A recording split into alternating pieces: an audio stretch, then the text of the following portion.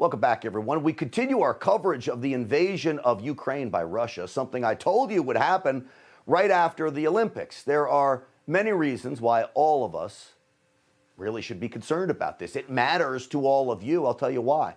Did you see what the markets have been doing? Tanking. Markets don't like global uncertainty, and that is exactly what you get when a tyrant is allowed to have free reign. Your retirement accounts are going to go into the toilet. Oil prices are also up. That will hit you even worse than it already is. And when oil goes up, the cost of everything rises. You thought inflation is bad now. Thanks to a weak Joe Biden and a bully Vladimir Putin, it's only going to get worse. Trump had Putin in check because Putin had no idea what Trump might do militarily. It worked.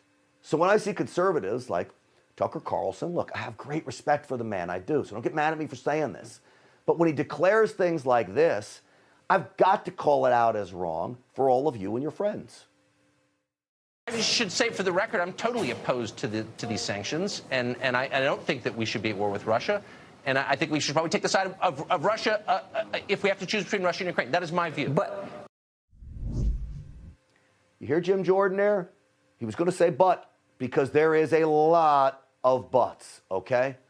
None of this is a joking matter. I'm told he later said he was kidding about that.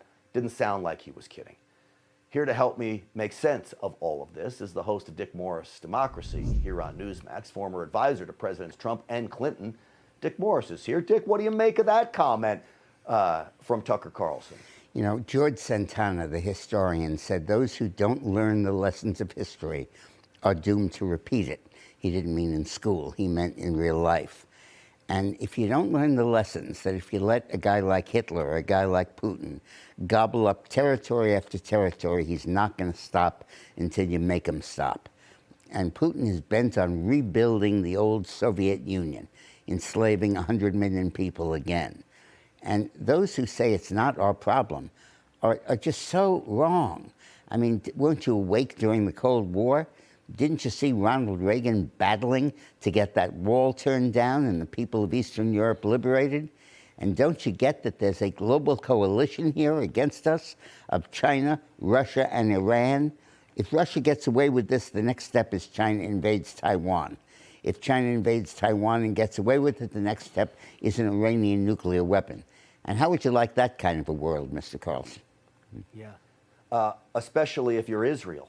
For crying out loud, the one true ally in the Middle East to bring some stability to all of this. Of course, or the United States for all of this.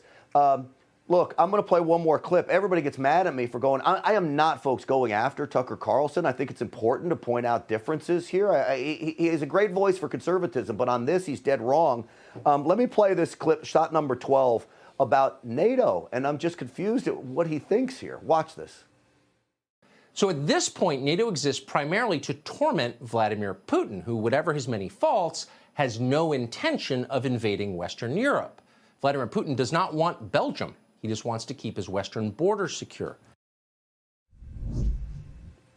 Dick Morris, I'll give it to you. Western border secure, that's just what Hitler said. Look, NATO has saved us from Russian aggression for 70 years. But for NATO, France and Britain would long ago, well, not to say Germany, would long ago have fallen to Russia, and we would be faced with one great big iron curtain across Europe. And NATO exists as a defensive alliance to stop somebody from taking over one of the countries. And if it's a thorn in Putin's side, it's a thorn in his side on the way to a new invasion. Because if he sat at home and stopped invading other countries, NATO would not be a problem. Yeah. Look, President Trump got tough on NATO. NATO had its share of problems. There's no doubt about it. But he made the rest of these NATO ally countries pay their fair share, and Russia listened. Dick Morris, the last word, if you can, about 10, 15 seconds. Well, I think that we are in the middle of a catastrophe now in Russian aggression.